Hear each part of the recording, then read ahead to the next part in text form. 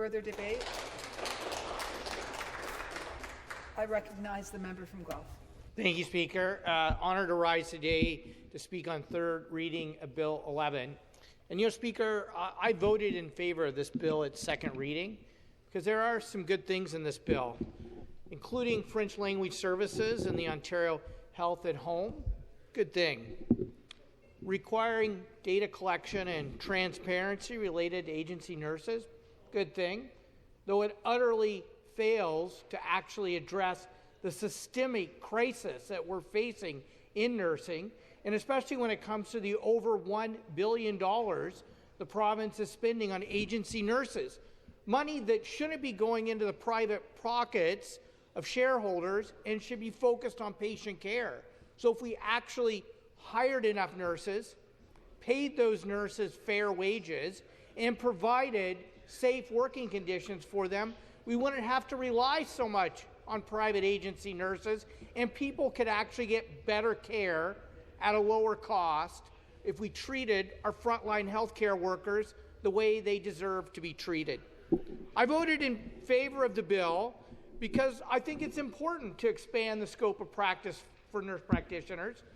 I'd like to see it expanded even more to have full scope of practice. I'd like to see nurse practitioners have billing codes so they can actually bill directly and do the kinds of jobs we know nurse practitioners can do to help address the primary healthcare crisis we're facing in Ontario.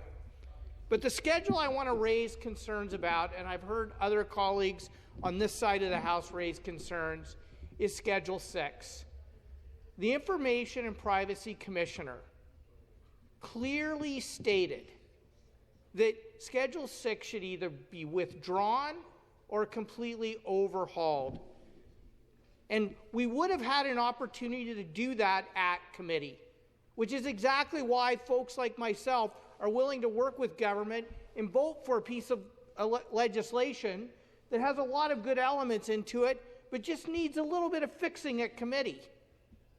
But instead of taking the time to get it right, to actually listen to an independent officer of the legislature, the government said, no, we don't need to listen. We're just going to ram it through. We're going to skip the committee process, and we're going to limit third reading to debate to something, 40 minutes, I think it is we had? Yeah, to actually raise some of these concerns. And I think what's so frustrating about it right now, Speaker, is at a moment where I think we need to maximize unity when our country is under threat.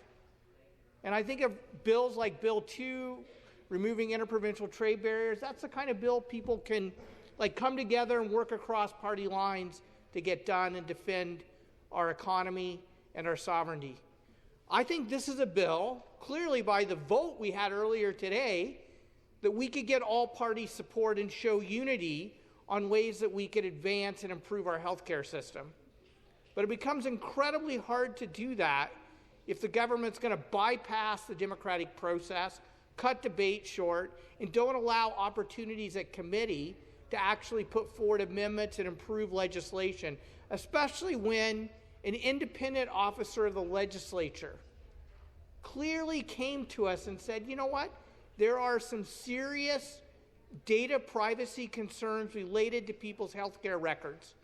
There are concerns that the way the bill is written, people might even have limited access to accessing the information that we want to expand access to. So why, I asked the members opposite, why did they not take the time to help us fix this bill?